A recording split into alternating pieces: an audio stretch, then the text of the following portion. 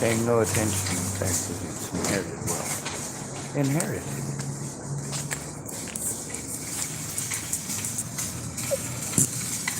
People talk about how Donald Trump was a self-made man. He made all that money by himself. No, he got $1 million loan from his daddy at 18 years of age. Do not pretend that he and I have anything in common with one another.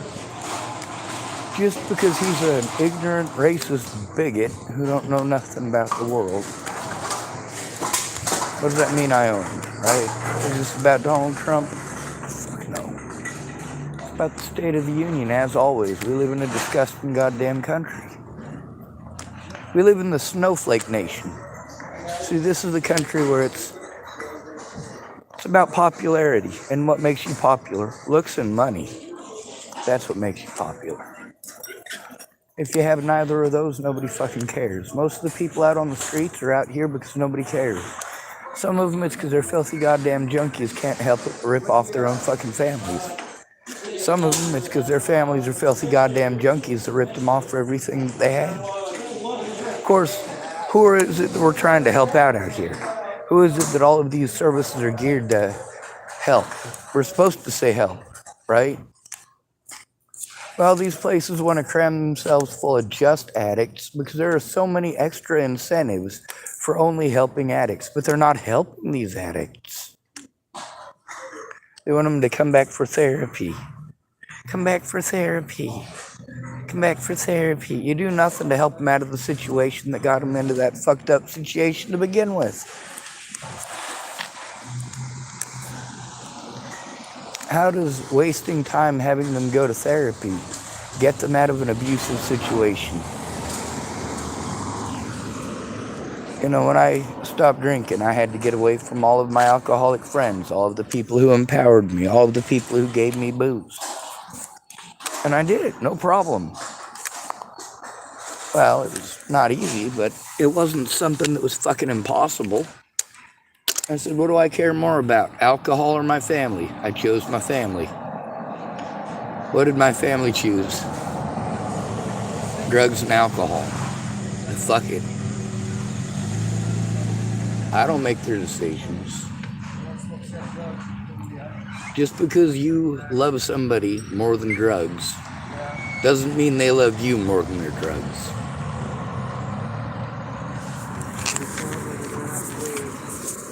Now, of course, we want to blame everything on Biden and Trump, and really, the reality is you're a fucking pussy who won't get off the goddamn couch. You got a junkie family member that you kicked out of the house, and they're out here stealing from us homeless people that can't defend ourselves against them, right? So they're out here harming us. And then you tell us, when we're angry about these junkies doing the fucked up things they're doing, you tell us we're supposed to feel sorry for these people. And we're supposed to love them and care about them. Well, I do love and care about them as human beings. I passed out a lot of blankets to people in Boulder, Colorado. People of every sort, every color, every religion. Homelessness knows no bounds. Anyone can be victimized into having nothing real quick. Get married, you'll find out. That goes, first of all, for men, but second of all, also for women. Marriage is a stupid idea for anybody because it's a governmental institution now. Anytime that you have to pay money to separate from somebody, when you say, hey, you know what, I'm sick of this person, I don't get along with them anymore, they have selfish expectations. I was the love of their life before we were married, and now that we're married, she's got all sorts of expectations and tells me that if I love her, I'll change, right? But if there's things that she's doing that bother me, how does it work? Of course, I've never been married, so these stories aren't from my experience, are they? No, this is other people's experiences. A lot of people complain to me about their marriages. They tell me how lucky I am I'm not married. But also, you don't pay attention to those times where you did work together, where you both had jobs. You know overhead is damn near impossible these days, right? At starting wages, you literally have to work 3 full-time jobs in order to make rent. 3 full-time jobs. That means for 5 days a week or 6 days a week, depending on what's considered a full-time job, you're working literally 24 hours a day. No piss breaks, no lunch breaks, no sleeping, no hanging out with your friends, no Nintendo, no, just a solid week, every single week of working. You wonder why so many people are going homeless today. We got all these old folks wanting to complain that all these youngins are lazy. No, these youngins aren't getting anything out of their labor. They're not getting anything at all out of their labor. They have to work 3 times as hard to get half as much. And then you want to tell them about how you were able to do it back in your day, and it was a lot tougher back then. Like hell it is. No, I remember the 80s. See, here's the thing. Let's take a look at 1958. In 1958, one person working full-time could feed their family and even save up money for their kids to go to college. By the 1980s, when I was born, you basically had to have a 2-parent household. Basically. And both of those parents, either one of them had to be full-time at home, or they both had to work full-time because paying for childcare, well, it's going to cost you at least 40 hours a week to pay for that childcare. So literally one parent is going to work in the 1980s every single day just to pay for the child care. Makes more sense for that child to be raised by one of the parents, doesn't it? Of course it does. Then you know the quality of the education that your child's getting. It's true.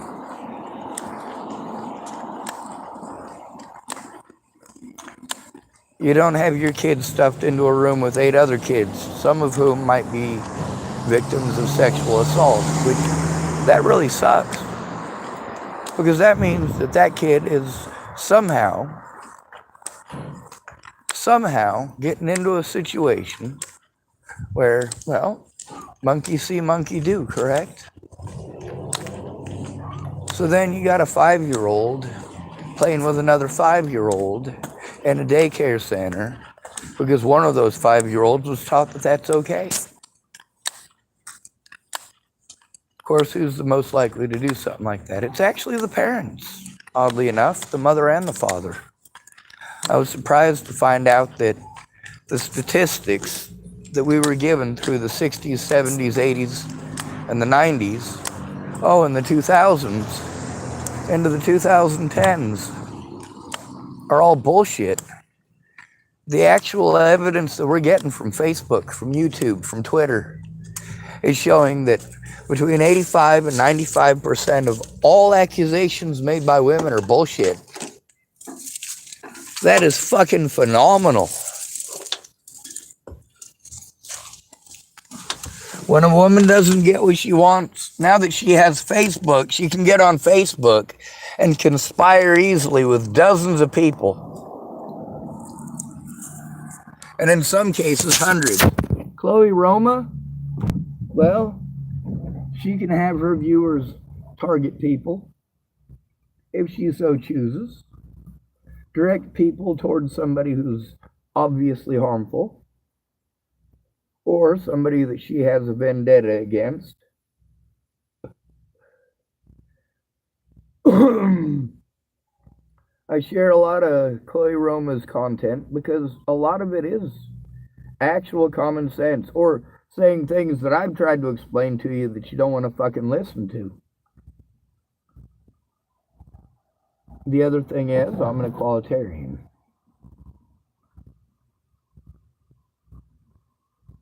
No, I don't mean any sort of political party. I mean that my belief is that we're all human beings and we should be treated as such.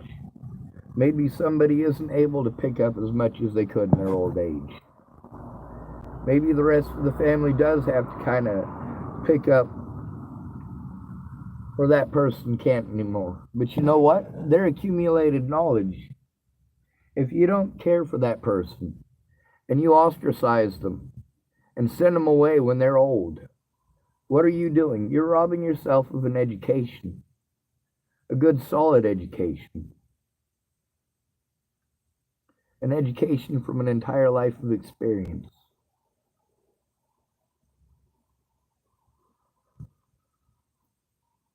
A lot of people stuff their parents into nursing homes.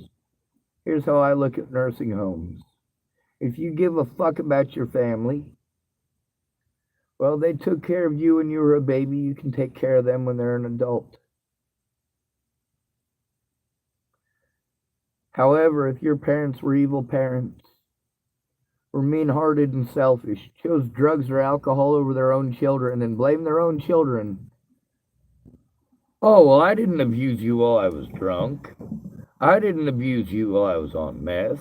Really? No, it's your fault because you're mentally ill.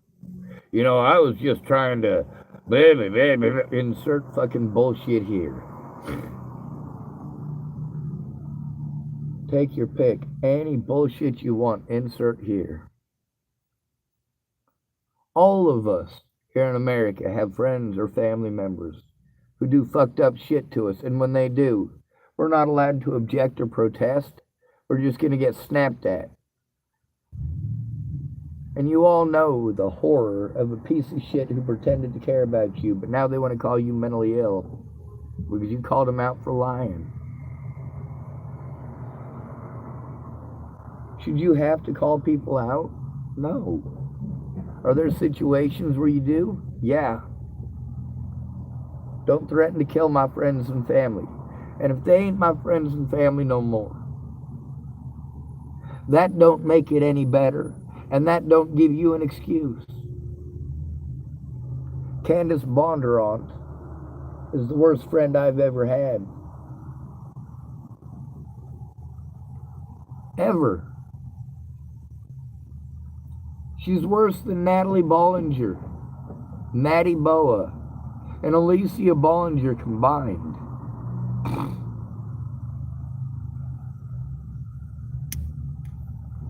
That is how horrible a friend she was.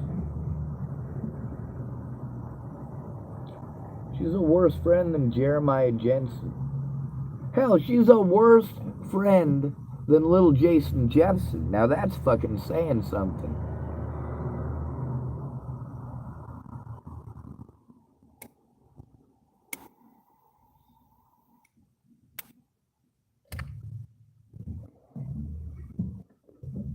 A lot of people just yak out their faces any bullshit that they want. Try to justify harming somebody they think they can take. Do we see Wolnez trying to pull this shit on somebody twice his size? Oh, hell no. Do we see them youngins trying to pull that bullshit one-on-one? Oh, hell no.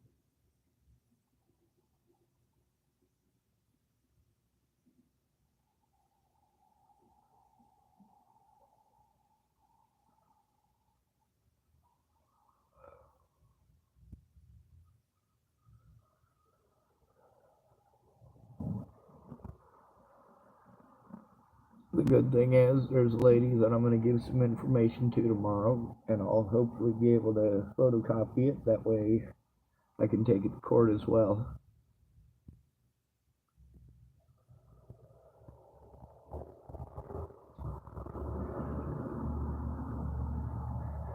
I'm going to show how I tried to turn in situations to get people safe, and they ended up dead here in Tillamook.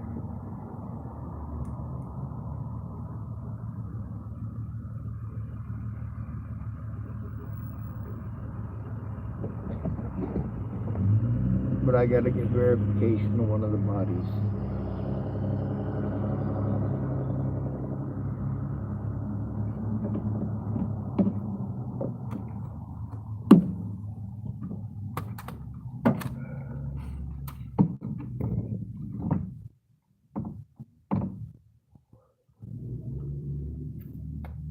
Me recording everything makes me pretty much untouchable. Is that true? Oh, hell no. Hell no, it don't make me true. As far as being untouchable goes, ain't nobody untouchable.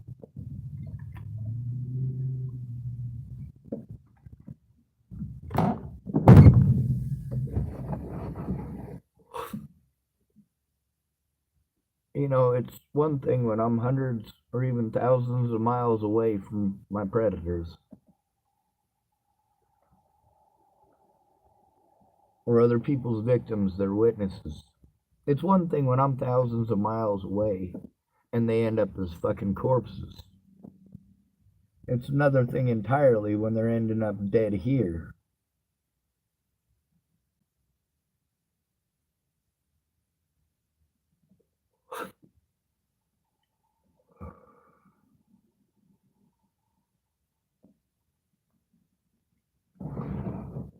Is the KKK willing to kill a black man? Oh, hell yes.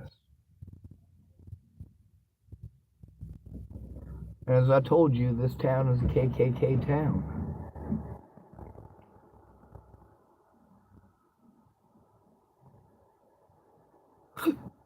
I also told you all these people are afraid of being recorded for a reason. Turns out I was right, huh?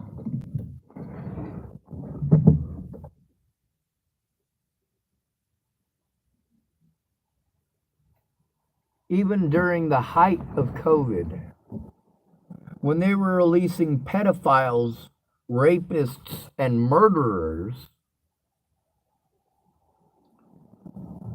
those son of a bitches made sure that I was locked up and couldn't show evidence.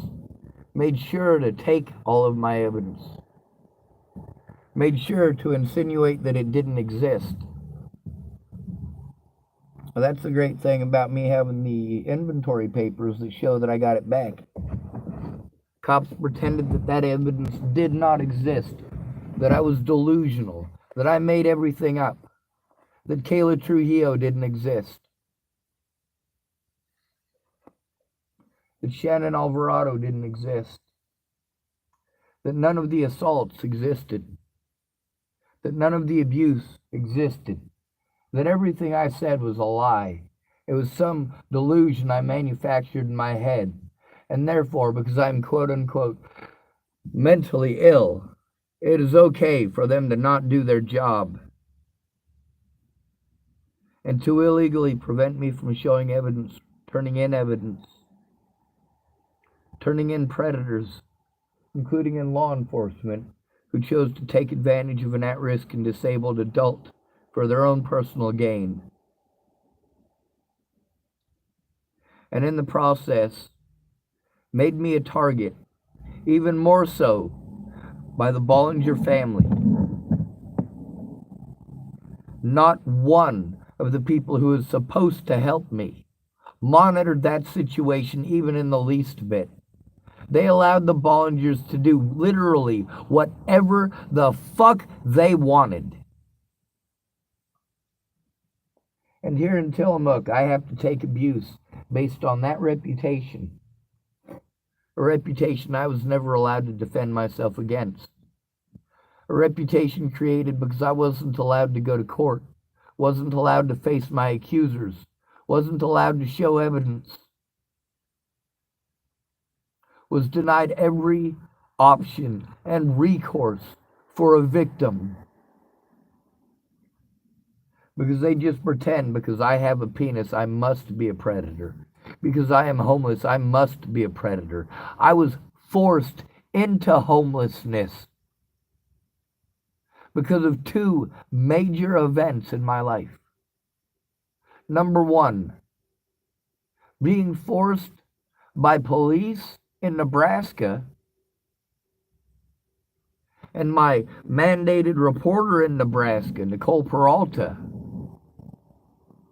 to move to the Front Range of Colorado to try to get help.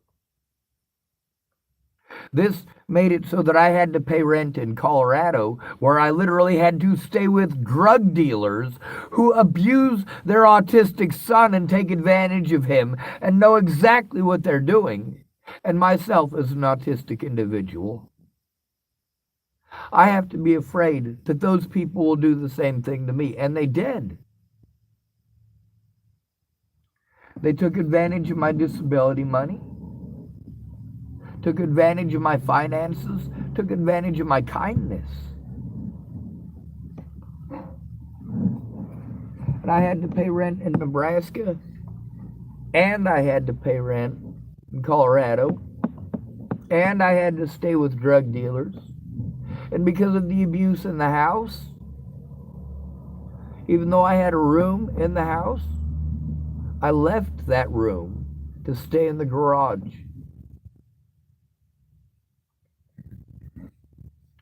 Hopefully I'd be able to get someone who actually cared to help me. And I got on my computer and I tried to get help stopping the abuse. I tried to get help turning it in. I tried to find just one friend that would listen instead of talking over me and telling me how to think and how to feel and trying to make it a fucking pissing contest.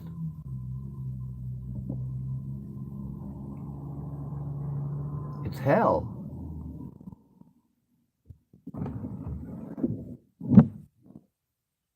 Right before Natalie was killed,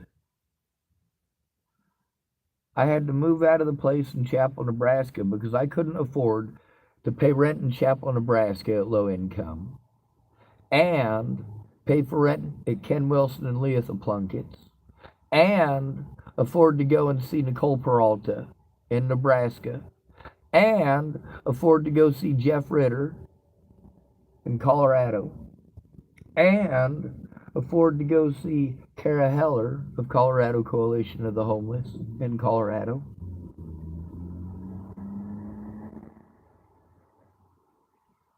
And still, I had to try to find a friend or family member who actually gave a shit. Now, there's plenty of people who knew what was going on. There's plenty of people that were well fucking aware, but they never came forward. They kept telling me that they were going to. They kept telling me they understood. Yes, Sean, I understand that people are threatening you and harassing you, and you can't go see your friends or family in Boulder. But don't you have other friends? You know, I made a trip to Virginia to see other friends. I was supposed to see friends in Louisiana, friends in Alabama, friends in Virginia, friends in North Carolina, friends in Chicago, Illinois, and friends in Dayton, Ohio. In Alabama, it was Amanda DeMette. She's recorded on my channel. In Chicago, Illinois, it was Sage Wayward Rages. There's evidence from him on my channel and on my Facebook and in our Facebook Messenger. I also went to go see, in North Carolina, of course, Brett Roloff. He's also recorded on my channel. He and I have more than one in-depth conversation about the situation and the reasons that I wouldn't go to see him in Virginia. You can hear it in his own words. He remembered the conversations. See, he was in jail when I finally got to Virginia, so I couldn't see him. I was also flat broke, so I couldn't go see Sage in Chicago. I couldn't afford to go see, well, anybody. The other people that I was going to see in Virginia, I didn't get to see but one of them. And I barely knew her. Once I saw her, I recognized her, but I just was drawing a blank when I was on my way there.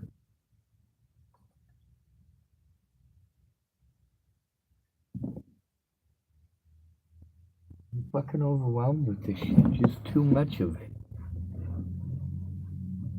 Just way too much of it. Mahalia Jean-Pierre, thank goodness she was able to get out of there. Her dad bought her a ticket to Boulder, so I didn't have to rescue her, and that was good. I was fucking broke. That also made it so that I was going to be in Virginia longer than 2 weeks.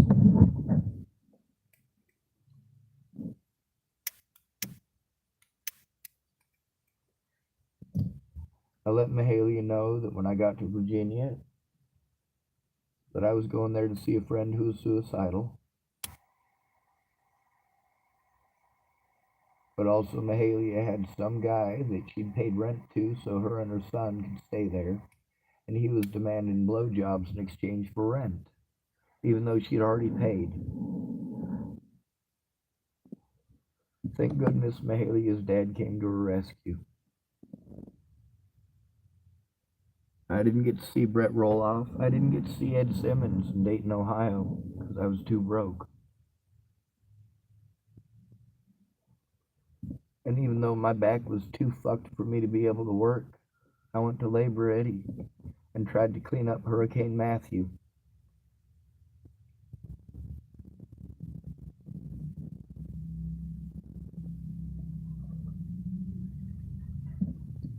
My situation just gets steadily worse. It's been getting steadily worse since then.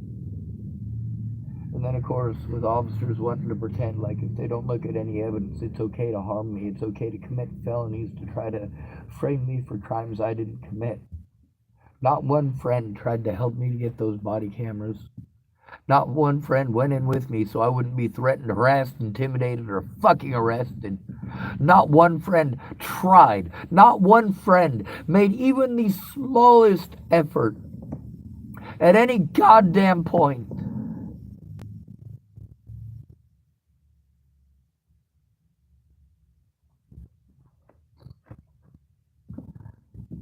Between October 22nd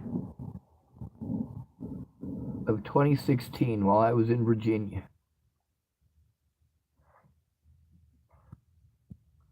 and August 16th of 2018, that's well over a year later,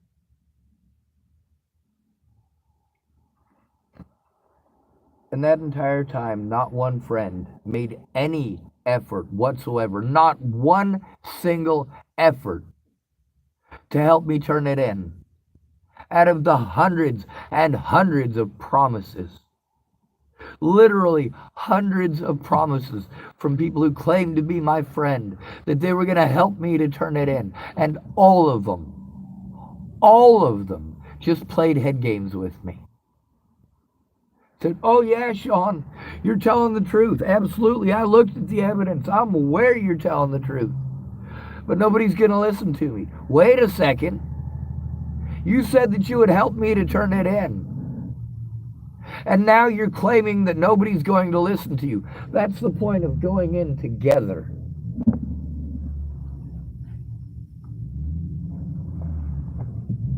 Going in together helps to keep the victims safe. Going in together lets the cop know that it is serious, that he doesn't get to just blow that person off by calling them mentally ill. Because there is somebody there who is showing, by showing up in person, they're showing that they fucking care. But also that person does have to actually care. But if they're going to sit there like a fucking idiot and let those people talk over the victim, they don't fucking care. They're not there because they care about your safety.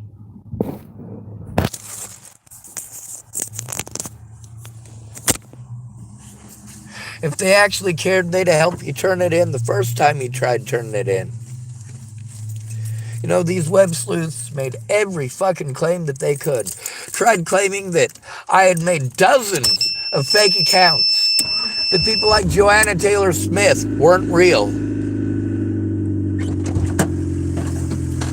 All these people did was pretend that the witnesses weren't real and didn't exist, refused to investigate because they wanted to harm someone who was easy to take advantage of. A free victim.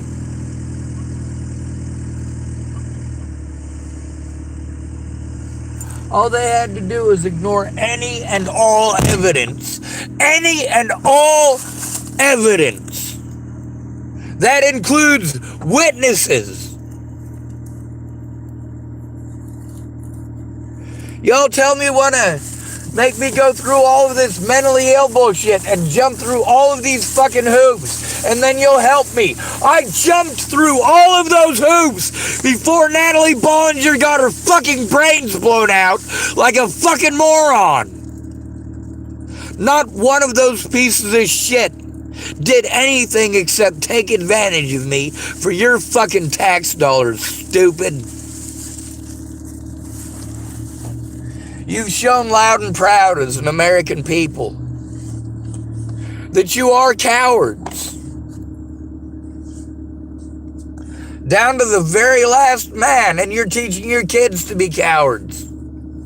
To be whiny little snowflakes. That's right. We're all supposed to cater to whiny little fucking rich kids like them punk-ass little bitches who cruise around at Tillamook Sporting Goods tearing shit up and fucking destroying the place. Streaming racial slurs and fucking assaulting innocent people. Harassing homeless people and committing fucking hate crimes. But you don't fucking care. If they do that shit to a black homeless man, you don't give two fucking shits, do you?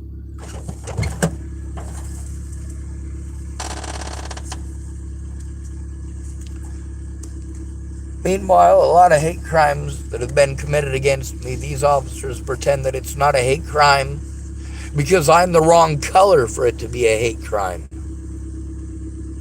You fucking stupid, racist, goddamn pieces of shit. Any fucking excuse not to do their goddamn jobs. And because they don't want to do their jobs, their mandated job for an at-risk and disabled adult who has come to them repeatedly with evidence literally in hand.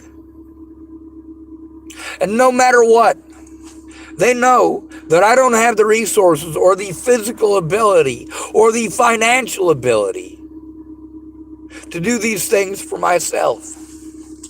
Meanwhile, there are rights that an at-risk adult has. And the situation where I am abused and homeless without access to all of this fucking computer shit and ability to plug it in and carry my shit in and out every fucking day. Those of you in houses don't have to go through this. You never have to go through this. You don't have to drive around one end of the goddamn country to the other with 15 fucking bags of evidence of police corruption, child abuse, child neglect, child rape, actual rape. Hundreds of fucking child victims in their own fucking words.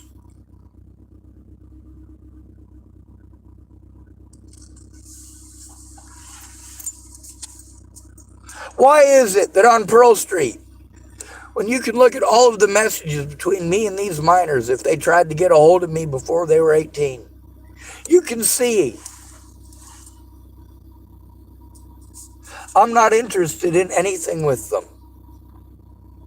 With Sarah Rubiolo, it was a special situation because she was on a missing fucking persons poster. You're goddamn right I helped find her. That was 2014. I also helped find Hannah Pendergrast. Hannah Pendergrast was pissed. Sarah Rubiolo was glad. She was so glad about that, she introduced me to her mom and invited me to her high school graduation.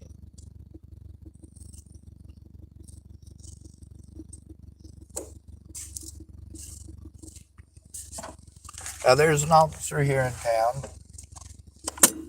A woman was going to come tell me about her story of being raped by this officer. And I've been waiting about 7 or 8 months to see her again, and I haven't. Now she is on my channel a little bit talking about being raped by one of the officers here. And I am not for certain. I've tried to go through my channel to find it. I wasn't sure if she said his name or not when I was able to record it. I know that the time that she came and talked to me after that, I explained to her, hey, anything that you explain to me, if you give me a few minutes, I can plug in my stuff and we can record this. But she was so busy wanting to tell her story.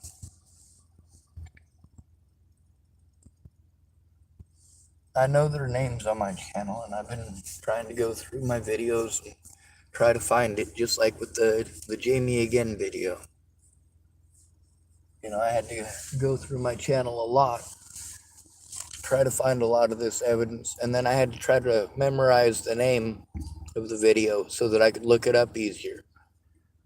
I wrote this stuff down a fucking shit ton, but look in the conditions that I live in my physical shape.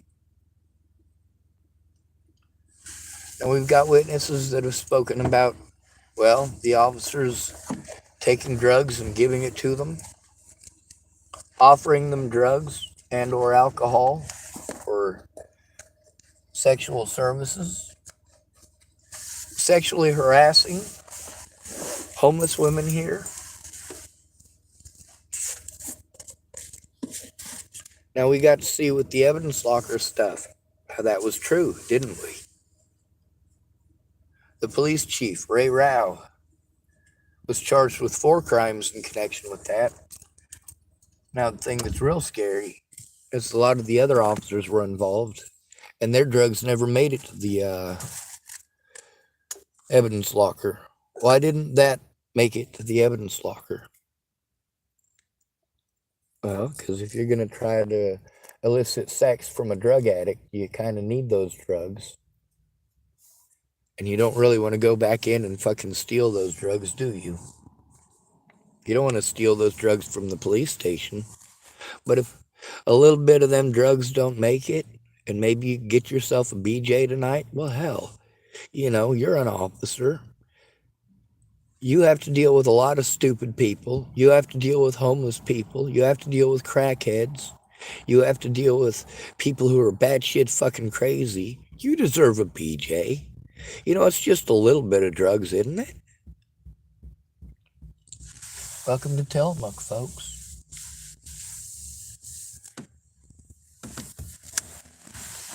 Just big enough that no one gives a shit. Just small enough that your predators can find you anywhere you park. Just far enough from the major places, major cities, that you can't afford to leave.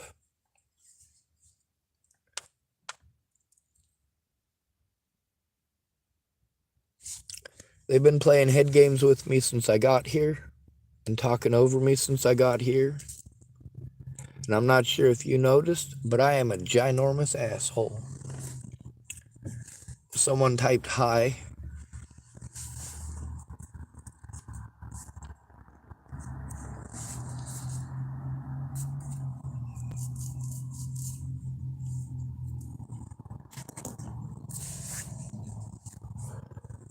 A lot of people don't understand that turnabout is fair play.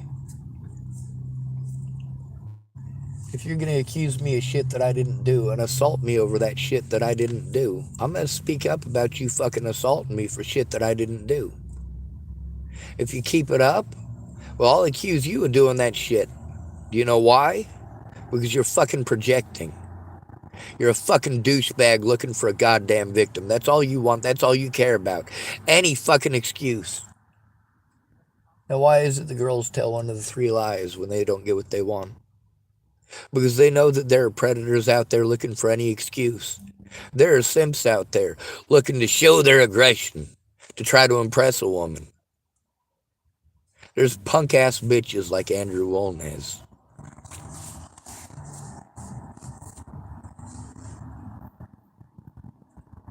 I live in a disgusting nation full of cowards, where we're all expected to cater to pretty white girls who will throw a tantrum and destroy your life if they don't get what they want right when they fucking want it. And then we stop catering to those girls about the time that they have to deal with actual common sense and fucking reasoning. As soon as she hits the wall and she's not able to manipulate people as easily as she used to by battering your eyes and playing victim. Oh, poor me, poor me. You can't try to elicit a man to be violent with another man using your vagina Especially when you have to try to elicit young boys who are still stupid and haven't had to deal with as many manipulative fucking cunts as the rest of us. Yeah, women are highly predatory. They're taught to be highly predatory. They're taught how to manipulate stupid people. But here's the thing. When you're 35 years old, you're starting to sag and you're starting to show wrinkles. To somebody like me, you still look like you're in high school. I mean, you just look real young. Then again, I'm 43 years of age. I look in the mirror and I see an old person. Oh, that son of a bitch is staring at me right fucking now. Jesus goddamn Christ.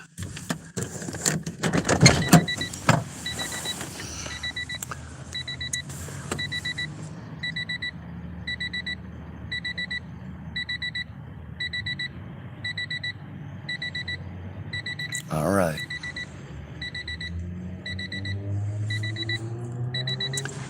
Much better. As long as he maintains his distance. That's Andrew Womack right there.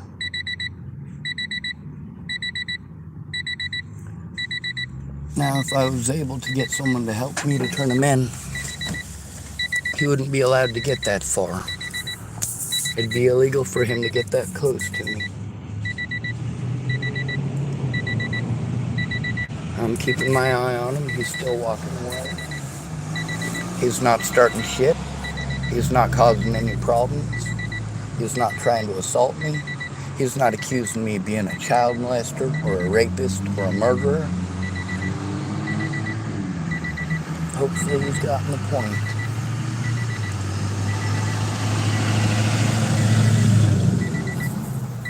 Next on the agenda, them youth are still at that shit every night. Little wannabe KKK motherfuckers. Now that guy there, Andrew Womack, I met him a couple of times prior to that situation. I was trying to remember where I knew him from.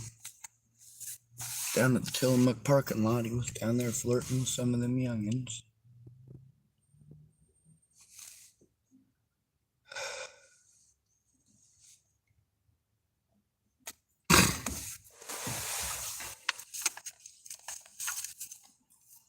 That doesn't make him a pedophile, that's just creepy as all.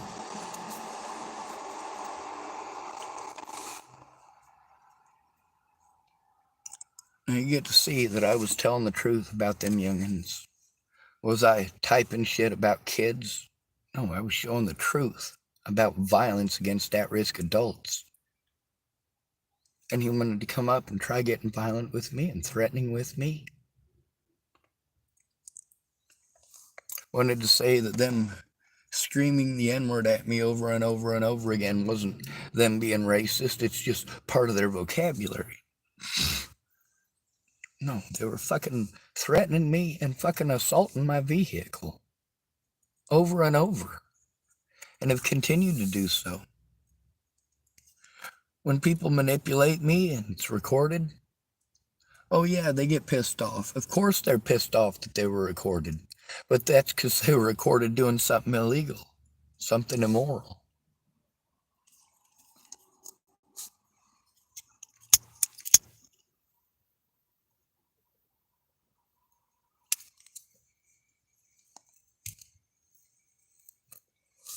That flame is getting super short. Now here's the thing about pretending that somebody's a child molester. You better be able to produce a child that was molested by that individual.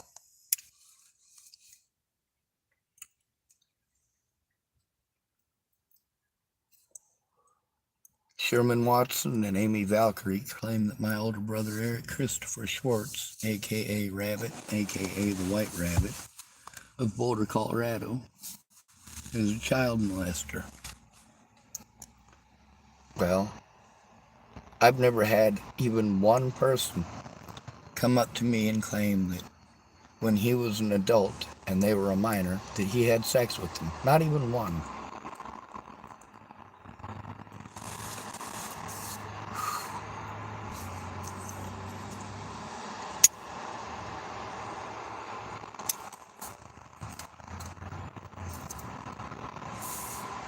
with Andrew Warnes.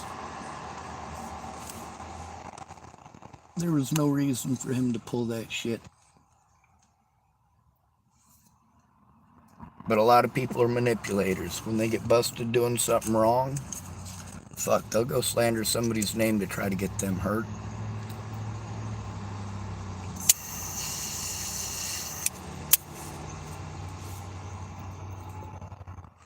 Anyway, he wanted to accuse me all sorts of shit that never happened. Produce a fucking victim, for Christ's sake. Seriously. Matty Bowe wanted to spread rumors around Boulder, Colorado that I had molested 2 little girls in Virginia. Now here's the thing. The only 2 little girls in Virginia that I knew were Natalie and Alicia Bollinger. I planned the trip with Matty Bowe, and she was going to go, but she got busted selling meth.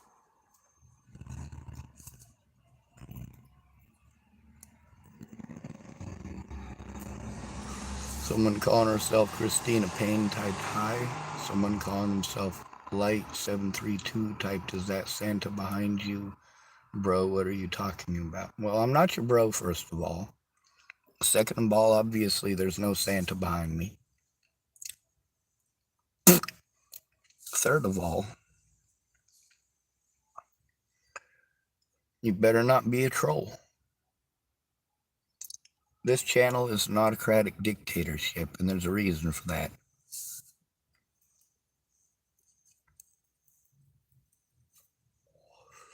This is about getting the victims' voices heard. That includes mine. That includes Natalie Bollinger's.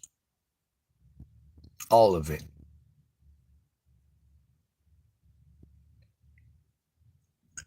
So many of you who watch that Natalie Bollinger bullshit, and it doesn't make any sense, and it confuses you. Of course it confuses you. If you listen to all of the different ones going all the way back to the beginning, you notice that, well, they keep telling the same general lie, but they just make up whatever details they want.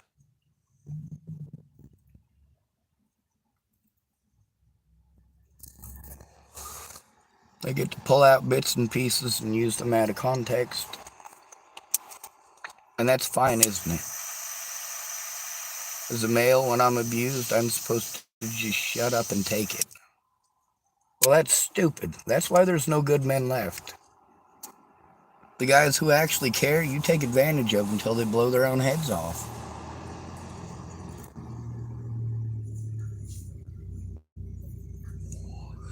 We have made it too easy for police to victimize the poor, especially the homeless. And we have made it too easy for women to victimize the living fuck out of men. When you refuse to look at or even acknowledge actual evidence from a male that he's the one being victimized, and you go out of your way to lie to the media, to lie to the courts, to try to help female predators get away, holy shit, are you committing fucking felonies in that process, especially when it comes to tampering with fucking evidence in a goddamn murder case. Intimidating a fucking witness.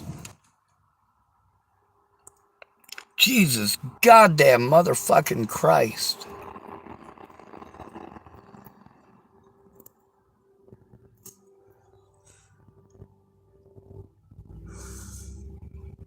This time, Wolnez did the right thing. He went the other way.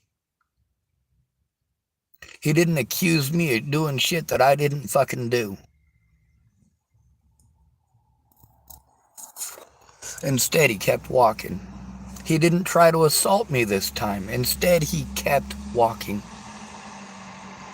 Sure, he was mean mugging me, but he kept walking. With Ashley, she did that bullying and tantrum thing for a good long while. Not just her. There's also the situation with Farnsworth and at least 4 other people that I went to Tiffany and Charlie about. And they said that they would talk to those people. And although some of those people still mean mug me, they don't talk to me. They don't come up to me and start trouble. They don't scream at me. They don't shout at me. They don't swing at me. They don't do any of those things anymore.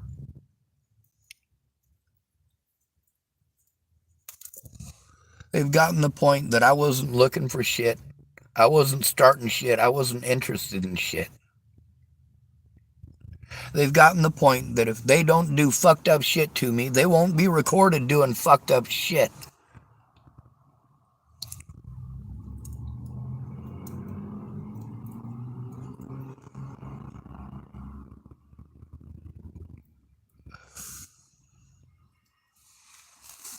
Now, I'm sure you might have noticed that I opened the door, because I don't know if he's packing. It is late at night. I don't know how well the cameras are here, or if they're even pointed in this direction. There's only one little section here where I can see his hand. I'll show you from my point of view. See, there's the corner of the building, and there's bushes all through there. And then right here, this is the only spot at all where I could see his hand until he got to about there. Now over here, it kind of looked like he had something in his hand, and that's because of the shadows from the sticks and the leaves and all that, I'm sure. I wasn't quite for certain. So what did I do? Well, I got my pepper spray out, just in case. Not my bear mace. If he'd have had a gun and come over to my vehicle, I'd have sprayed him right in the fucking face. If he was just going to scream and shout and hoot and holler and didn't have a weapon, I was just going to point my camera at him. Now you notice with, well, for example, Robert Farnsworth. When he kept on doing that shit, I kept on making sure every time I saw him that I documented it and pointed it at him so that I have evidence that he's doing this shit. So if he decides that he's going to come across the street and do this shit to me again, that I am able to record how it fucking started.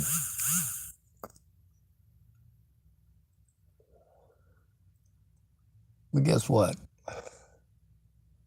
Now that Farnsworth has not been threatening me, has not been harassing me, he minds his business and goes on his merry little way.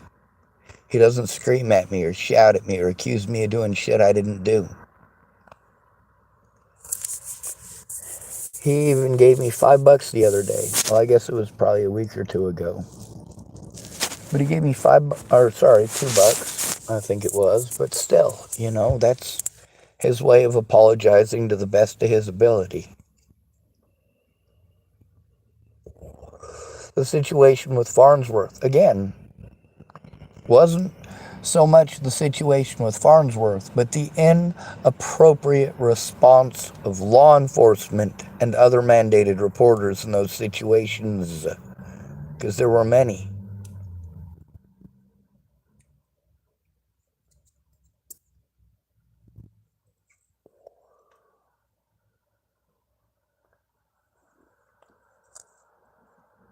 Now, Charlie, they call him either, I want to say either Pun or Pug. I can't remember which. A lot of people here don't know him as Charlie. And his girlfriend, Tiffany. I let them know about the situation with Farnsworth, and they were able to make it stop. So I don't have to worry about Farnsworth swinging at me, coming up and screaming in my face. If he has an episode, I'm aware of it. And I'll be able to have a more appropriate response now that I know exactly what his diagnoses are.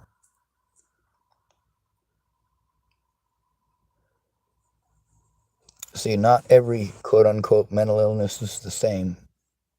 You cannot treat PTSD like it's schizophrenia. You'll get an innocent person killed, and you'll administer drugs that will make them fucking schizophrenic. If someone has PTSD, you need to treat them PTSD.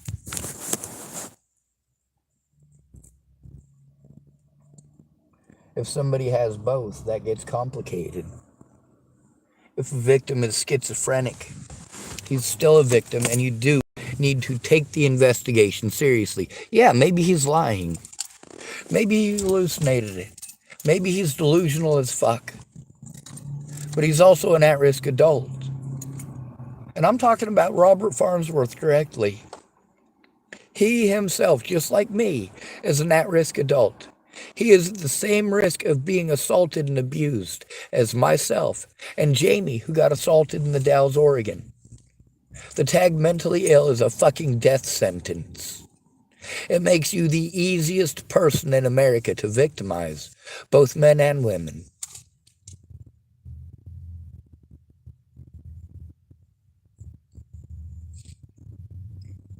Mr. Wolnez did not accuse me of being a pedophile or a murderer. Maybe he actually looked this shit up and realized how fucking wrong he was. Maybe he listened to the videos and actually looked at the shit that I'm going through and went, well, holy fuck, I really fucking screwed up now, didn't I? Maybe he's done with this shit. Now, you notice, even though I still make mention most of the time when I see Mr. Farnsworth, he's just in passing, and I don't lift up my camera to point it at him because I'm not afraid of him coming across the street and doing that shit.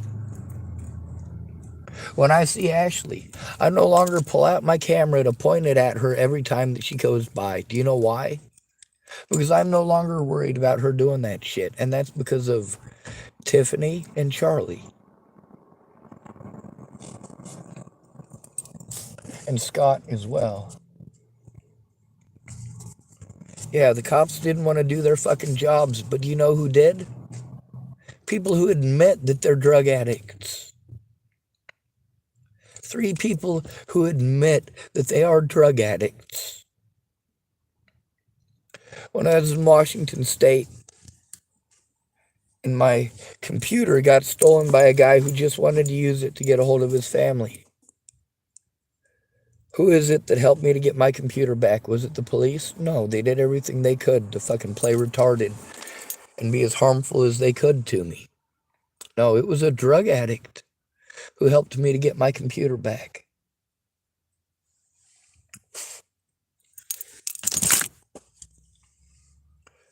A drug addict who understood.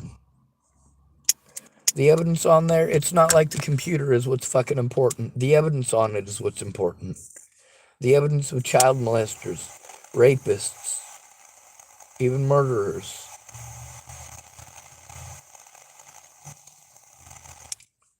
Now, if you look up, I'll give you a whole list of names here of people that you can look up. Look up Sarah Nelson, Lincoln, Nebraska. SarahNelson. Her name is Sarah Nelson Torciello. You'll get to see what she used to do for a living and where she ended up. Then there's Michelle Dicini, Michelledicini, Lincoln, Nebraska. Look that name up. Then look up the name Polly Olson, Chapel, Nebraska, Chappell, Nebraska, Pollylolsen. See what she used to do and where she ended up.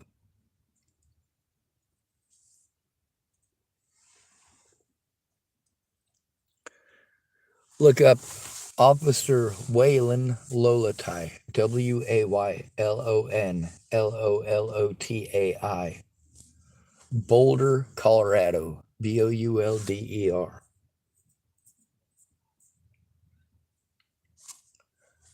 I'll give you the name of another victim. Well, a few names. Sammy Leon Lawrence IV, SammyLeonLawrenceiv. He's a victim of Officer Waylon Lolotai. Look up the name Zayd Atkinson, ZaydAtkinson.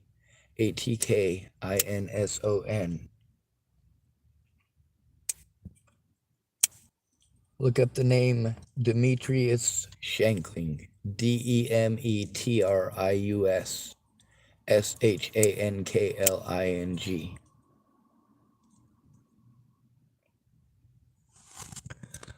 Someone named Emily Bates typed, have you found out any information about the missing girl from Tillamook, Oregon, Janessa Ray Funkhauser? Yes, I have actually. I'm trying to get verification from these people. They claimed that they were going to try to get a hold of her and tell her to call her mom. Tiffany and Charlie both know her, and they both say that she is in Vancouver, Oregon now. Also, Travis and his girlfriend Gabby.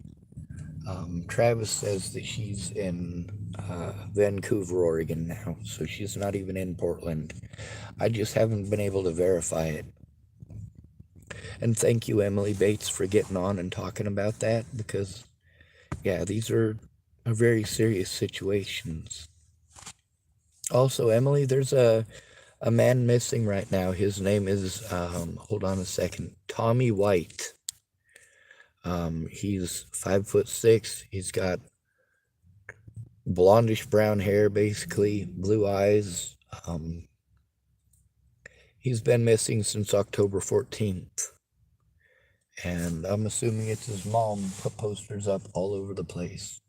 At the can thing, there's a poster on each side of the doorway. Over by the bathrooms, there's like 4 or 5 flyers there. There's 2 of them stacked one on top of the other, and it's different from another one that's on that bulletin board over by the bathrooms too.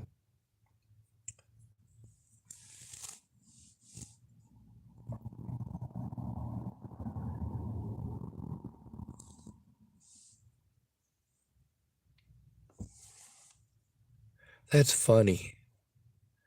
I just noticed the way you made the question marks at the end there, where it's a regular question mark followed by an upside down question mark and then an upright question mark again.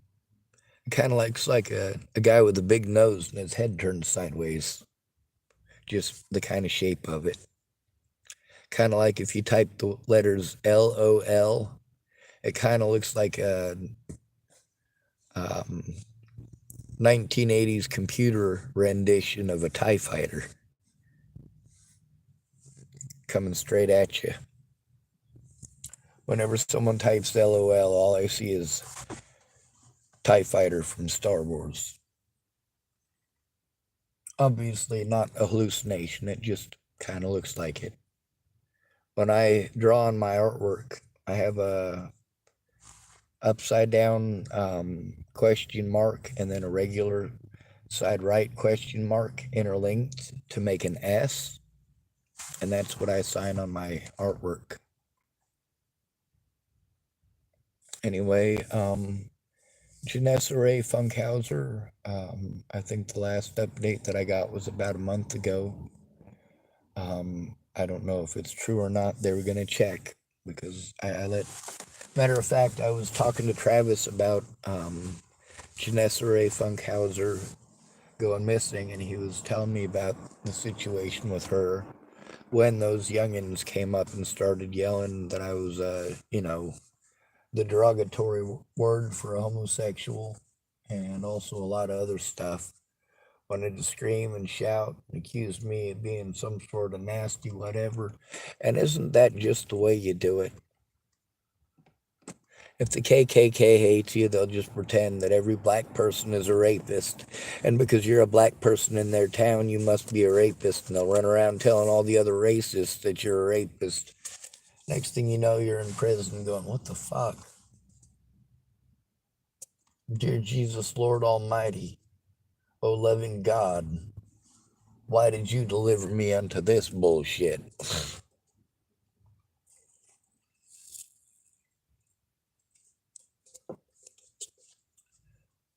Another one of the people from here who went missing was Claire Jordan. We were able to find her.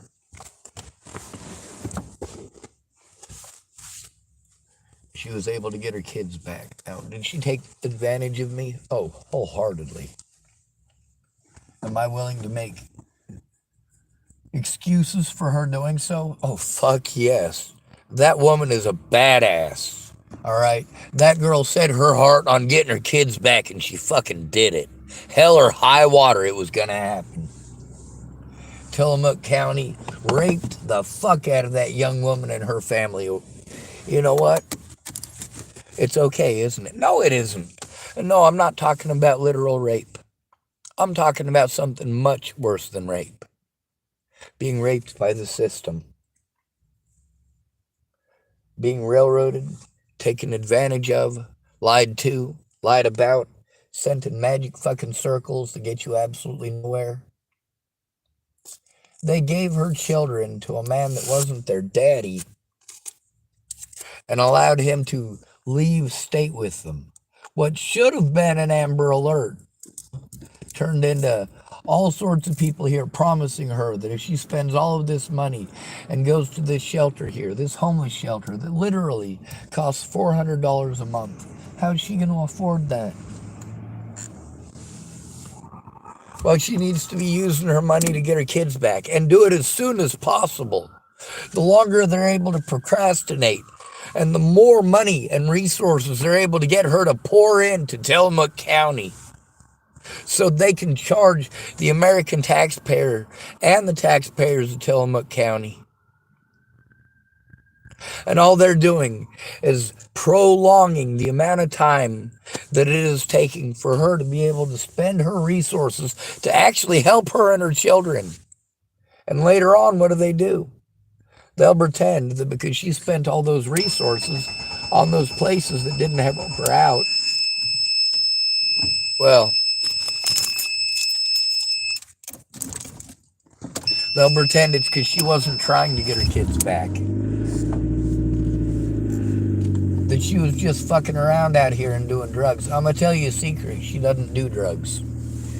She didn't do any drugs. Guess how many drugs she did around me? Did she ever do meth around me? No. Did she ever do heroin around me? No. Did she ever do ecstasy around me? No. Did she ever smoke blues around me? No. Hell no.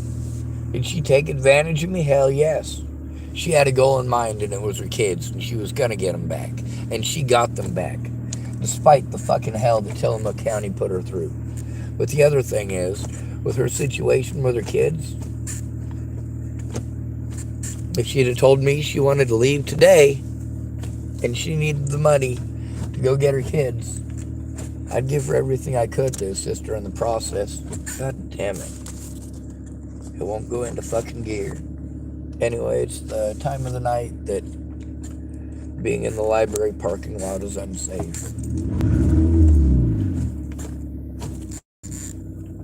So I'm going to go over to Safeway and I'm going to buy myself a banana so I'm a fucking customer.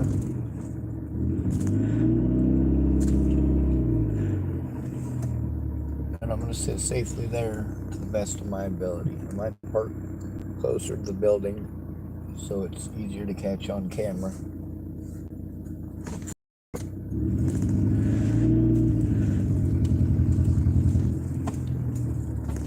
I will likely see Mr. Wolnez again. As long as he doesn't appear to be approaching me like he was this time, I won't record him. Well, I'll still be recording, but I won't point it at him. He fucked up big, like real big. But I am a kindly person. If people are willing to admit that they fucked up, well, hey, that's better for all of us. And the sooner they admit it, the better. If they're not going to admit it, the least they can do is leave me the fuck alone, though. You agree? Instead of slandering my name and having me harmed until my finances are fucked, until my body is physically fucked, and until I am mentally so overwhelmed and chock full of fucking bullshit that I've never been allowed to face my accusers or show fucking evidence. Yeah. I still have the fuck this goddamn country thing to say about this country, but you get to see why.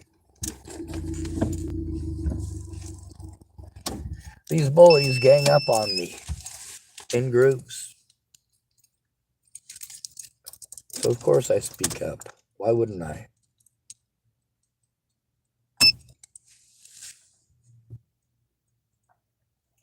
I'm going to make a video about Mr. Wolnez since he walked by without threatening me, without harassing me. Well, that's the thing, is if you're going to give me some peace, I'll admit it. Am I going to pretend that just now Mr. Wolnez came across the street, threatened to kill me, beat me with a fucking stick, poked me in the eyeball, touched my gonads, and then left? No. And why not? Because that's not what fucking happened. This time he left me the fuck alone.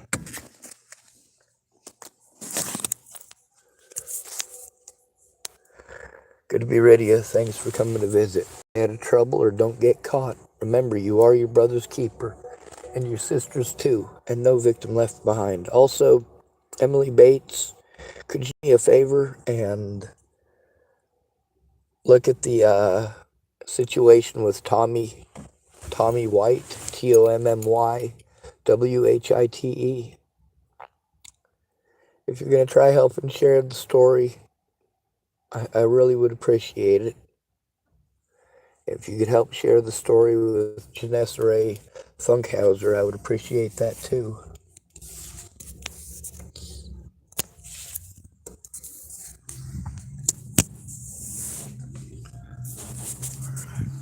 I'm actually going to turn on my car and let this charge for a couple of minutes before I go in.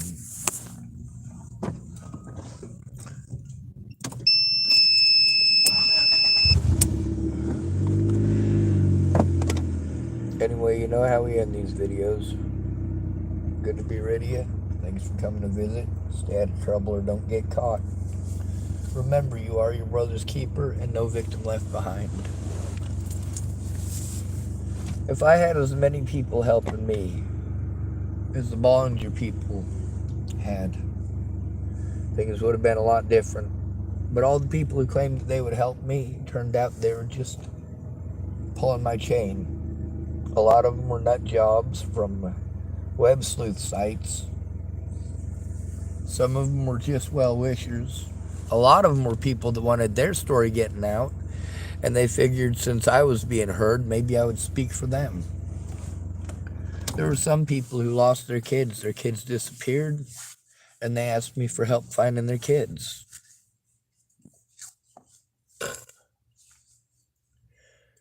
You're goddamn right I speak out. Somebody has to.